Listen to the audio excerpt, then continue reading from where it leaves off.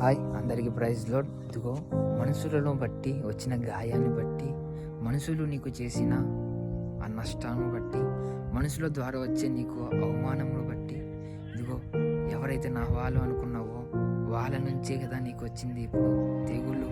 అపవాదిని ఉచ్చులో పెట్టేసి ఉన్నాడు కదా. నీ హృదయం అంతా కూడా ఒక ఉరిమిలో పడిపోయినట్టు, ఒక బావిలో పడిపోయినట్టు, ఎండిపోయిన ఎడారిలో నేను నిలబడిపోయినట్టు చేసి ఉన్నాడు కదా.